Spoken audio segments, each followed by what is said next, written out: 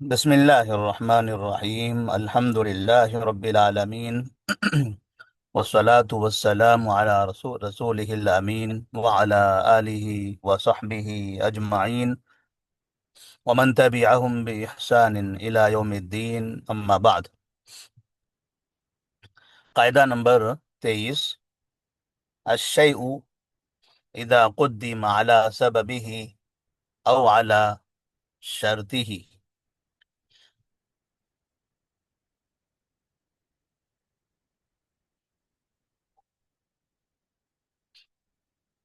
جب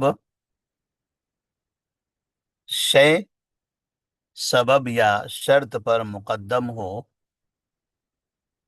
تو ایسی صورت میں اس کا کیا حکم ہوگا وہ اس قاعدے میں بتایا جا رہا ہے. الشیء اذا قدم على سببه او على شرطه. اسے اگر ہم دوسرے انداز میں پڑھیں تو یہ کہہ سکتے ہیں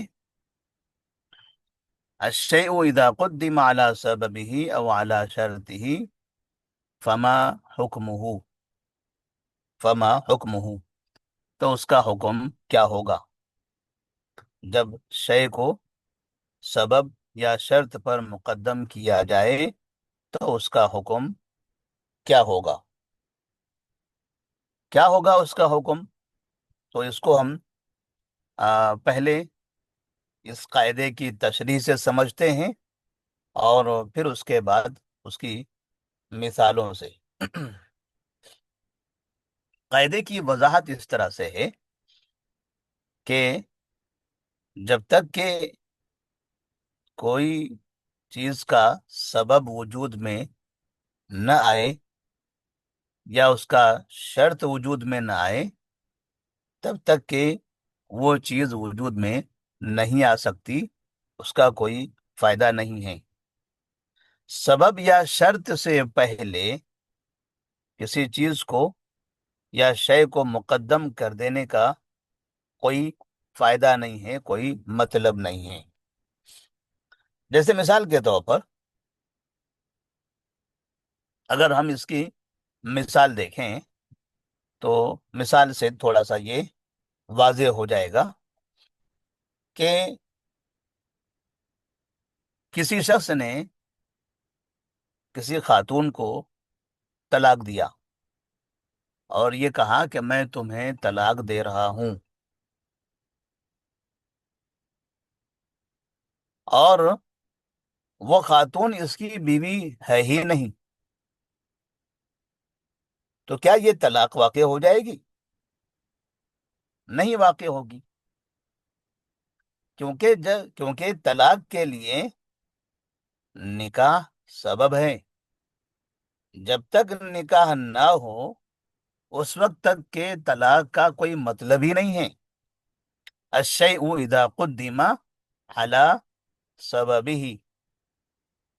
نکاح کے بعد اگر کوئی کہے اپنی بیوی سے کہ میں تمہیں طلاق دے رہا ہوں تو اس طلاق کا اعتبار ہوگا، اس طلاق کا ایک مطلب ہوگا.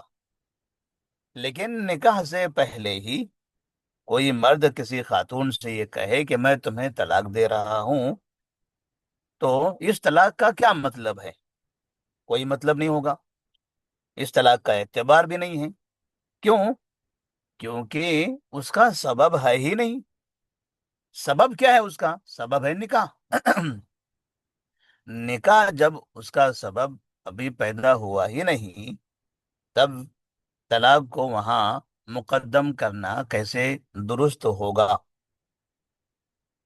ایسے ہی جیسے مثال کے طور پر کوئی شخص کہے کہ میں قسم کا کفارہ ادا کرنا چاہتا ہوں، میں قسم کا کفارہ ادا کرنا چاہتا ہوں، تو ہم انہیں پوچھیں گے کیا آپ نے قسم کھایا تھا؟ تو وہ جواب دیتا ہے کہ نہیں، میں نے قسم نہیں کھائی. تو کہا جب قسم کھائی نہیں ہے تو قسم کا کفارہ کہاں سے ہوگا؟ قسم کے کفارے کے لیے پہلے قسم کھانی پڑتی ہے اور پھر قسم کھانے کے بعد جب وہ قسم توڑ دیتے ہیں تب جا کے اس پر کفارہ لازم ہوتا ہے۔ آپ نے قسم توڑنے کی بات تو دور، قسم کھائی ہی نہیں ہے تو بغیر قسم کھائے قسم کے کفارے کی بات کہاں سے آئے گی؟ الشیء اذا قدم على سببه او على شرطه، جب سبب یا شرط پر اس چیز کو مقدم کیا جائے تب ایسی صورت میں اس کا کوئی اعتبار نہیں ہوگا۔ تو جب کفارے کو یہاں مقدم کیا جا رہا ہے قسم پر تو اس کفارے کا کوئی مطلب نہیں ہے، کفارے کا کوئی اعتبار نہیں ہوگا۔ ایسے تیسری مثال، ایک آدمی یہ کہتا ہے کہ میں زکوٰۃ ادا کرنا چاہتا ہوں، تو سوال ہوگا کیا تم صاحب نصاب ہو؟ وہ کہے نہیں، میں صاحب نصاب نہیں ہوں۔ تو جب وہ صاحب نصاب ہی نہیں ہے تب پھر زکوٰۃ کا کیا مطلب؟ زکوٰۃ کے لیے تو صاحب نصاب ہونا یہ سبب ہے، جب تک صاحب نصاب نہ ہو جائے تب تک کہ زکوٰۃ کا مسئلہ ہی نہیں آتا، اور پھر صاحب نصاب ہونے کے بعد زکوٰۃ کب واجب ہوگی؟ جب اس کے اوپر سال گزر جائے۔ سال گزرنے کی تو بات دور، یہ تو صاحب نصاب ہی نہیں ہے اور بات زکوٰۃ کی کر رہے ہیں۔ تو ایسی صورت میں اس کا کیا حکم ہوگا؟ تو کہتے ہیں کہ اس کا یہاں پر کوئی اعتبار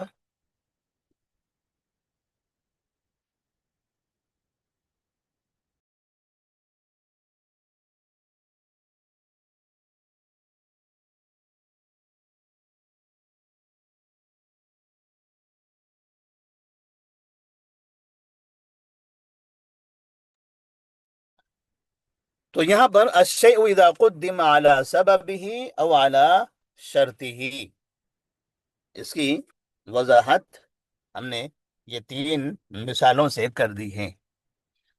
تو مطلب یہ ہوا کہ اگر کسی چیز کو اس کے سبب یا اس کی شرط پر مقدم کیا جائے تو ایسی صورت میں پھر اس کا کوئی اعتبار نہیں ہے۔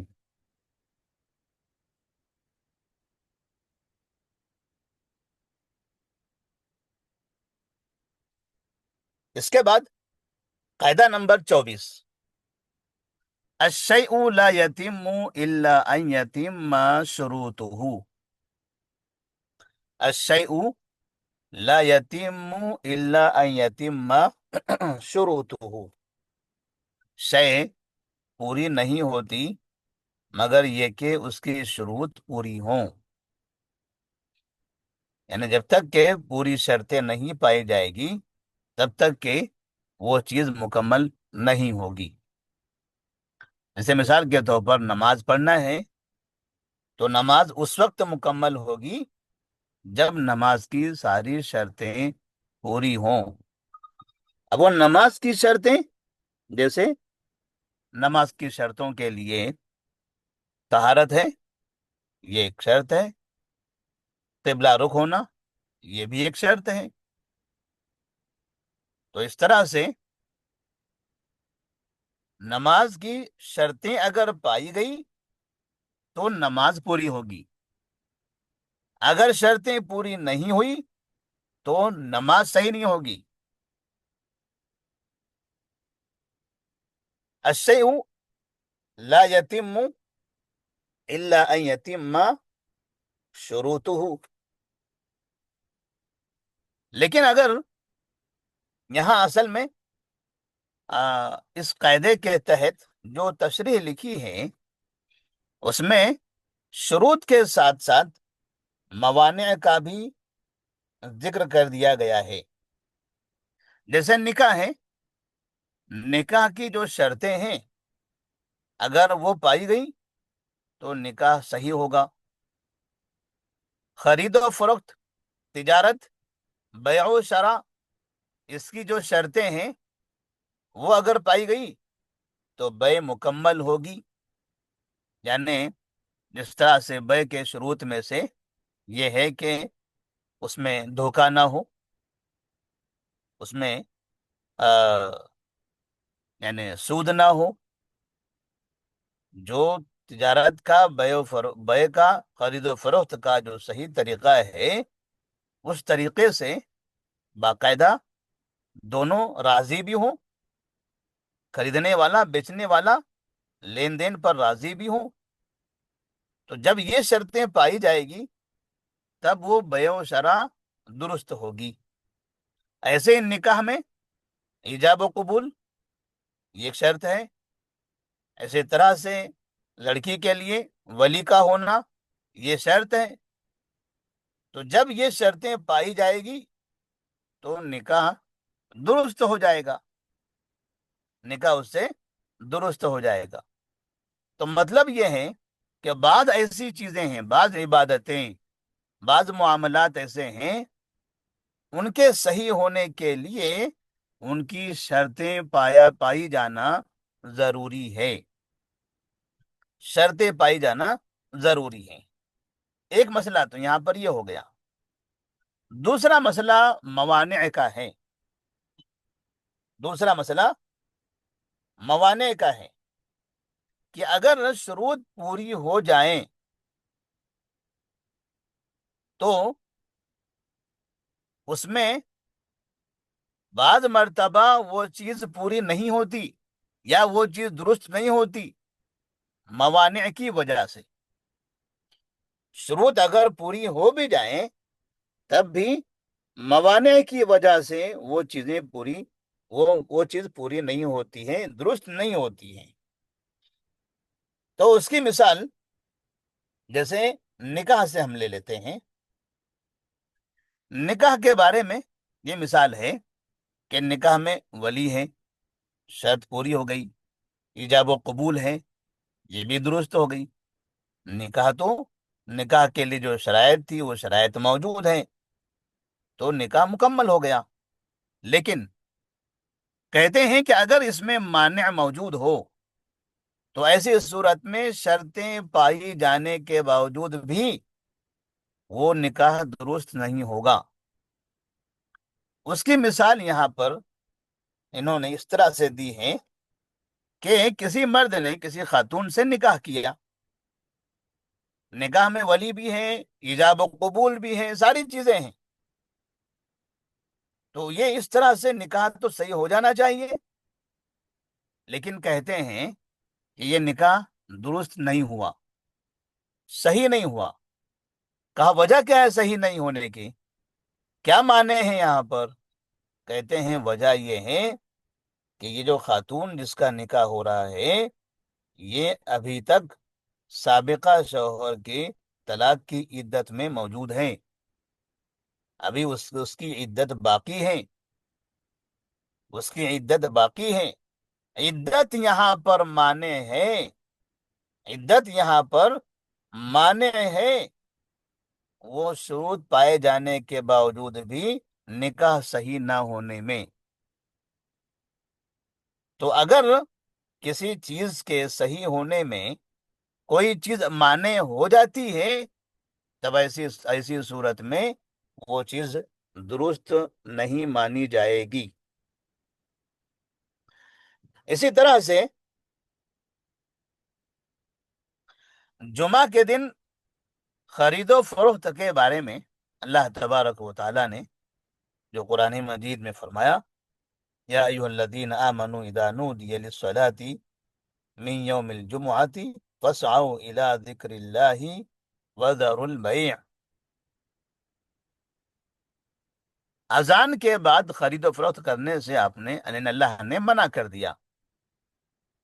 کہتے ہیں کہ اگر اس درمیان میں کوئی خرید و فروخت کرتا ہے جس میں اسے منع کیا جا رہا ہے اور اس کی وجہ سے یہ خوف ہے کہ اس کی نماز بھی ضائع ہو سکتی ہے، تو کیا ایسی صورت میں اس کا یہ خرید و فروخت کرنے والا عمل یہ درست ہوگا؟ تو کہتے ہیں درست نہیں ہوگا، کیونکہ یہ ممنوع وقت ہے، اس کے لیے یہ ممنوع وقت ہے، اور یہ وقت اس کے لیے مانے ہیں اس کی تجارت کے صحیح ہونے میں۔ اسی طرح سے کوئی شخص نفل نماز پڑھنا چاہتا ہے، لیکن ایسے وقت میں وہ پڑھے جس وقت میں پڑھنا منع ہے، تو کیا اس کی وہ نفل نماز درست مانی جائے گی؟ نہیں مانی جائے گی، کیونکہ اس نے نماز تو پڑھی ہے، نماز کی ساری شرطیں موجود ہیں، باوضو ہے، قبلہ رخ ہے، طہارت ہے، بدن پاک ہے، کپڑے پاک ہے، سب کچھ ہے، لیکن ان شروط کے پائے جانے کے باوجود بھی اس کی وہ نماز درست نہیں مانی جائے گی، کیونکہ وہاں ایک مانع ہے، ایک چیز انہیں روکنے والی ہے، ایک چیز اس نماز کو غلط ٹھہرانے والی ہے، اور وہ کیا ہے؟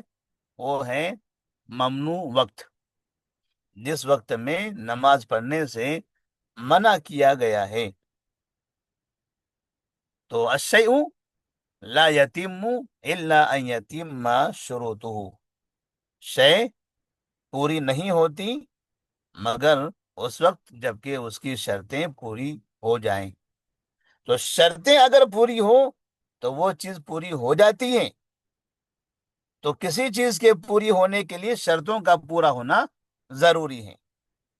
جب شرطیں پوری پائی جائیں تب اس کے بعد پھر ایک دوسری چیز آتی ہے، وہ ہے مانع۔ اگر شرطیں پوری بھی ہو جائیں لیکن وہاں کوئی دوسرا مانع موجود ہو تب بھی وہ چیز پوری نہیں ہوگی۔ جیسے ہم نے مثال دی کہ ایک شخص نے نکاح کیا، ولی بھی ہے، ایجاب و قبول بھی ہے، سب کچھ ہے، لیکن یہ تمام شرائط پائے جانے کے باوجود بھی وہاں نکاح اس کا درست نہیں ہوگا۔ کیوں؟ اس لیے کہ وہاں پر ایک مانع ہے، اور وہ مانع کیا ہے؟ مانع یہ ہے کہ وہ عورت ابھی عدت میں ہے، اور دوران عدت نکاح نہیں کیا جا سکتا، وہ نکاح درست نہیں ہوگا۔ جیسے نفل نماز ہے، اس کی شرطیں، نماز کی شرطیں پوری پائی جا رہی ہیں کہ وہ آدمی باوضو ہے، قبلہ رخ ہے، طہارت کے ساتھ ہے، پھر اس کی نماز درست نہیں ہوئی۔ کیوں نہیں ہوئی؟ اس لیے کہ وہ نفل نماز پڑھ رہا ہے ممنوع وقت میں، ممنوع وقت میں۔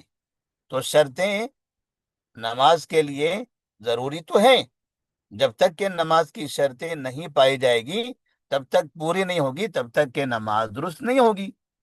لیکن بعض مرتبہ شرطیں پوری ہو جانے کے بعد بھی نماز درست نہیں ہوتی ہے جب مانع آ جائے، جیسے یہاں پر ممنوع وقت یہ اس کا مانع ہے۔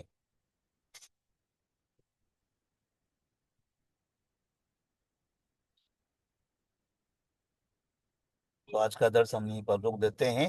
وصلی اللہ وسلم علی نبینا محمد وعلی آلہ وصحبہ وسلم۔ السلام علیکم ورحمۃ اللہ وبرکاتہ۔